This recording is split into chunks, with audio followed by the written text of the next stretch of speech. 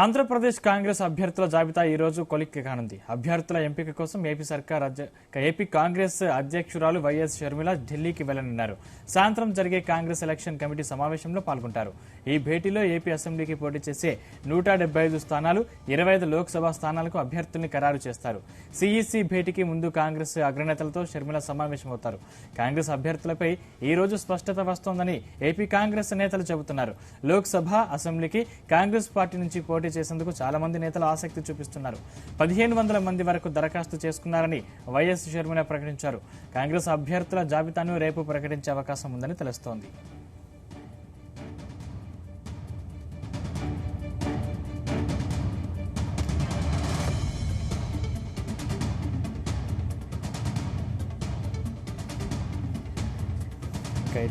కృష్ణ సందీప్, ఆంధ్రప్రదేశ్ లో ఇప్పటికే అటు వైఎస్ఆర్ కాంగ్రెస్ పార్టీ, ఎన్డీఏ కూటమికి సంబంధించి తెలుగుదేశం, జనసేన, భారతీయ జనతా పార్టీ అభ్యర్థుల జాబితాను అటు పార్లమెంట్, ఇటు అసెంబ్లీ అభ్యర్థుల జాబితాను ప్రకటించాయి. ఇక మిగిలి ఉంది జాతీయ పార్టీగా ఉన్నటువంటి కాంగ్రెస్ పార్టీ. ఇప్పటికే ఆంధ్రప్రదేశ్ కు సంబంధించి నిన్నటి వరకు కాంగ్రెస్ పార్టీ శూన్యత ఉన్నటువంటి పరిస్థితి అయితే ఉంది. అయితే ప్రస్తుతం కాంగ్రెస్ పార్టీకి రాష్ట్ర అధ్యక్షురాలుగా వైఎస్ షర్మిలను నియమించిన తర్వాత కాంగ్రెస్ పార్టీ జవసత్వాలు పుంజుకున్నటువంటి పరిస్థితి అయితే ఉంది.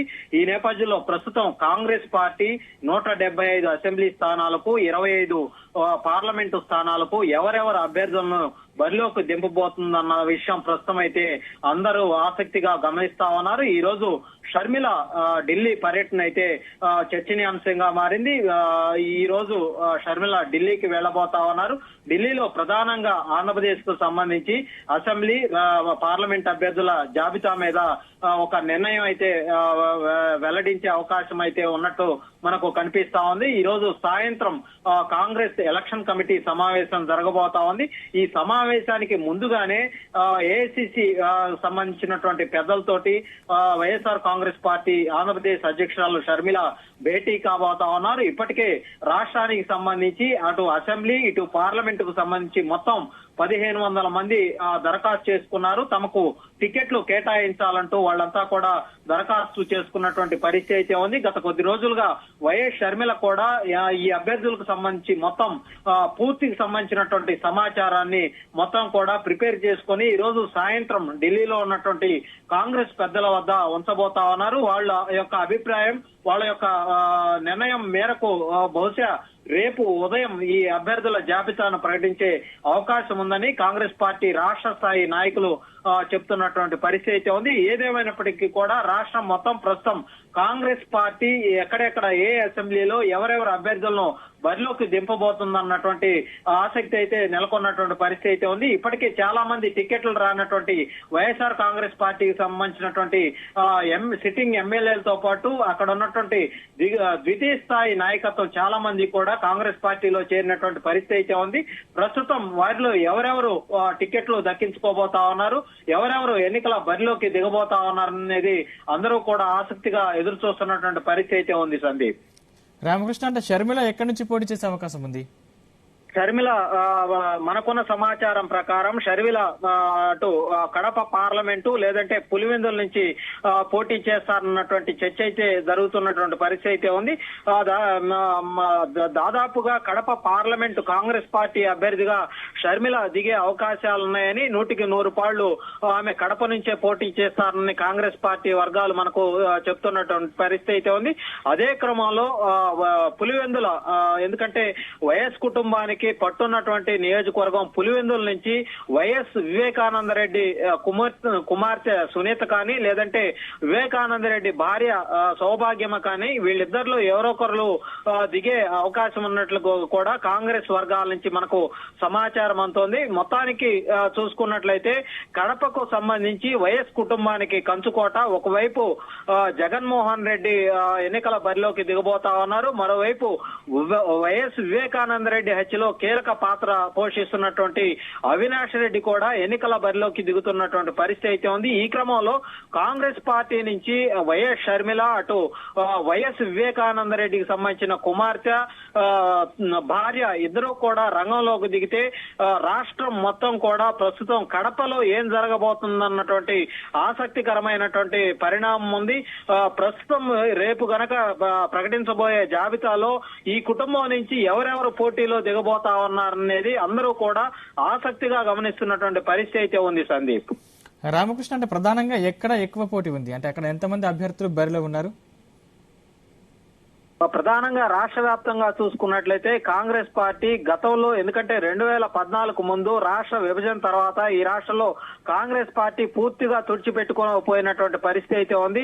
తిరిగి కాంగ్రెస్ పార్టీ పుంజుకునే పరిస్థితి లేదని అనుకుంటున్నటువంటి తరుణంలో అటు తెలంగాణలో కాంగ్రెస్ పార్టీ అధికారంలోకి రావటం, ఇటు కర్ణాటకలో కాంగ్రెస్ పార్టీ అధికారంలోకి రావటం, ఒక్కసారిగా ఆంధ్రప్రదేశ్ లో కూడా కాంగ్రెస్ బ్రతికి బయటపడుతుందన్నటువంటి ఒక ఆశలు అయితే వచ్చినటువంటి క్రమంలో షర్మిల ఒక్కసారిగా అన్నను విభేదించి బయటకు రావటం, ఆ కుటుంబం నుంచి వేరుపడి కాంగ్రెస్ పార్టీలోకి తెలంగాణలో అక్కడ పార్టీ పెట్టినప్పటికీ అక్కడ ఎన్నికల్లో పోటీ చేయకుండా కాంగ్రెస్ పార్టీకి సపోర్ట్ గా నిలవటంతో అక్కడ రేవంత్ రెడ్డి ముఖ్యమంత్రి అయ్యాక షర్మిలను ఆంధ్రప్రదేశ్ రాజకీయాల్లో కేంద్రీకరించే విధంగా ఆమెను ఒప్పించటం, అక్కడ ఉన్నటువంటి ఢిల్లీలో ఉన్నటువంటి సోనియా గాంధీ, రాహుల్ గాంధీ, ప్రియాంక గాంధీ ముగ్గురు కూడా చొరవ తీసుకొని షర్మిలకు ఆంధ్రప్రదేశ్ రాజకీయాల్లోకి అడుగు పెట్టాలి, అక్కడ కాంగ్రెస్ పార్టీకి పునర్వైభవం తీసుకురావాలని వాళ్ళ యొక్క ఆదేశాల నేపథ్యంలో షర్మిల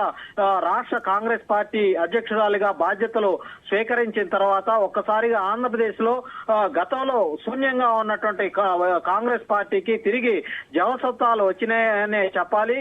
ఇప్పటికే గతంలో పార్టీకి దూరమై వైఎస్ఆర్ కాంగ్రెస్ పార్టీలో కొనసాగుతున్నటువంటి కరుడు గట్టినటువంటి కాంగ్రెస్ వాదులంతా కూడా తిరిగి షర్మిల నేతృత్వంలో కాంగ్రెస్ లో పనిచేసేందుకు వాళ్ళంతా కూడా ముందుకొచ్చినటువంటి పరిస్థితి అయితే ఉంది.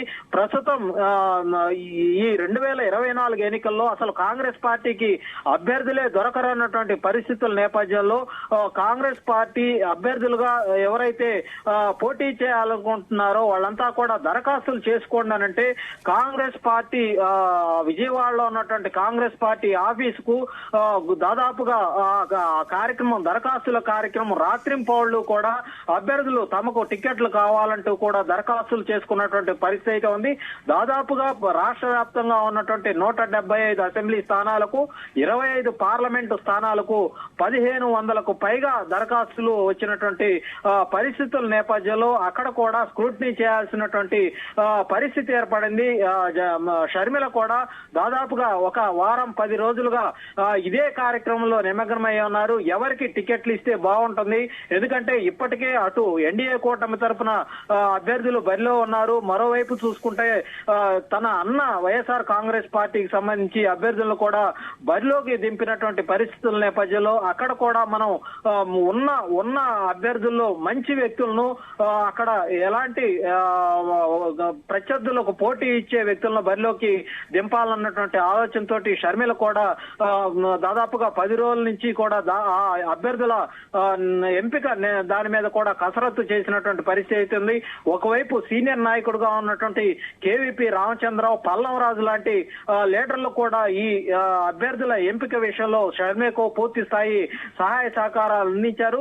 మొత్తానికి సంబంధించి దాదాపుగా ఒక జాబితాకు సంబంధించి ఒక కీలకమైనటువంటి జాబితానైతే రెడీ చేశారు. ఈ రోజు సాయంత్రం ఢిల్లీకి వెళ్లి షర్మిల దానికి సంబంధించినటువంటి పూర్తి వివరాలను అక్కడ ఉన్నటువంటి కాంగ్రెస్ పార్టీ పెద్దల ముందు ఆ జాబితాను ఉంచబోతా ఉన్నారు. వాళ్ళ యొక్క ఆమోదం, కొన్ని మార్పులు చేర్పులతోటి బహుశా రేపు సాయంత్రానికి ఈ జాబితాను బయటకు ప్రకటించే అవకాశం ఉంది. అటు కడపలో కీలకమైనటువంటి అభ్యర్థులు దిగబోతున్నటువంటి నేపథ్యంలో కడప పార్లమెంటుకు సంబంధించి అక్కడ ఉన్నటువంటి అసెంబ్లీ స్థానాలకు సంబంధించి పోటాపోటీగా ఉండే ఎన్నికలు జరిగే అవకాశాలు అయితే ఉన్నట్లు తెలుస్తా ఉంది. Sandeep, right, thank you Ramakrishna.